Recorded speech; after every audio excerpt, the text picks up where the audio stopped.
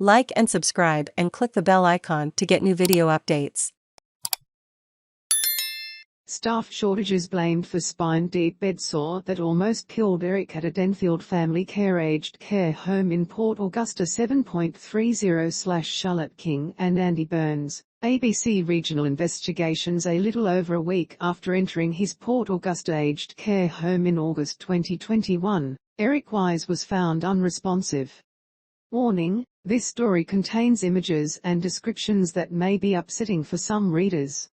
The retired labourer, who lives for his wife and family, was diagnosed with a rare neurological condition before he entered the home and requires around-the-clock care. He was deteriorating rapidly, he was just wheezing and he could barely speak, his daughter Trish Wise said.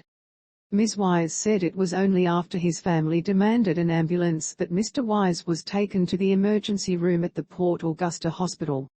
She said the family was told he was severely dehydrated and had a urinary tract infection. After a period of treatment, he returned to the provider, which was the only care option available within an hour of their home.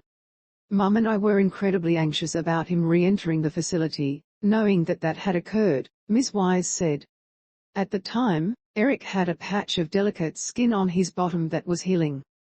Every 2 hours, it is required that he needs to be rotated from one side to the other, to alleviate the pressure, Ms Wise said. But it was clear that they didn't have enough staff to fulfill that need. Mum would ask how the wound was going, and was always told it was getting better. Over the next 7.5 weeks, the bedsore developed into a gaping hole, where dead flesh had been eaten away. It was inexcusable, Ms Wise said. Mum even said it had a terrible smell. In 7.5 weeks, how could his body get that bad? The cavity went so deep that his spine was showing through the wound.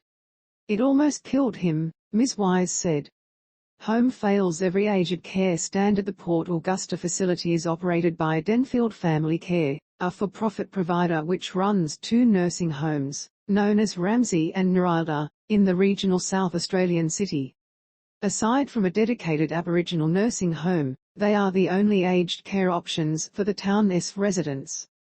Both facilities failed the majority of aged care standards after unannounced site visits from the Aged Care Quality and Safety Commission in 2021. The Ramsay facility, where Mr Wise lived, failed on all 8 measures.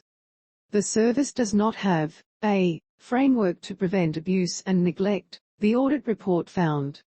Clinical staff did not have sufficient skills and knowledge to manage pressure injuries, to identify, monitor and manage clinical deterioration, or to effectively perform their roles. The audit found residents with dementia had been locked in and out of their rooms to prevent wandering, and that clinical and care staff did not identify this action as a form of abuse. Others had been chemically restrained without identified reasons as to why psychotropic medication was used. Staff told the Commission there were not enough workers to carry out basic care, including serving meals or taking residents to the toilet.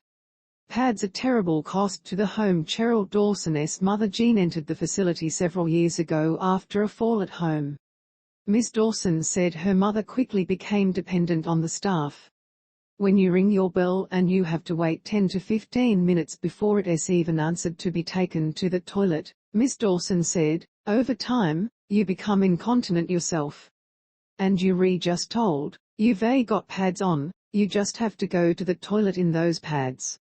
She says her family started buying incontinence pads for their mother, after a comment from staff. The staff member just said, you're reusing a lot of incontinence pads here, you might have to start buying them yourself because it is a terrible cost to the home, Ms Dawson said. My mother, the next day, she was shaking all over and quite distraught and depressed and crying, and that is when she told me she'd rather be out with my dad out at the cemetery. Edenfield Ramsay staff have told the ABC residents are given a limit of 3 incontinence pads per day, and workers have to write an explanatory note if more are used. Families call for transparency. Over $30 million in government funding. The Port Augusta Council owned and operated the 2 nursing homes before they were sold in 2017 to Edenfield Family Care. At the time of the sale, The council held $3.5 million in cash bonds, the fee residents pay to enter the home, and which can be used to improve facilities. Instead of transferring the cash to the new operator, the council struck a deal. Edenfield Family Care took on the liability for the bonds and the council kept the residents' money to pay down its own debts. In a statement, a spokesman for the Port Augusta Council said it sought external support for the aged care sale process, and undertook due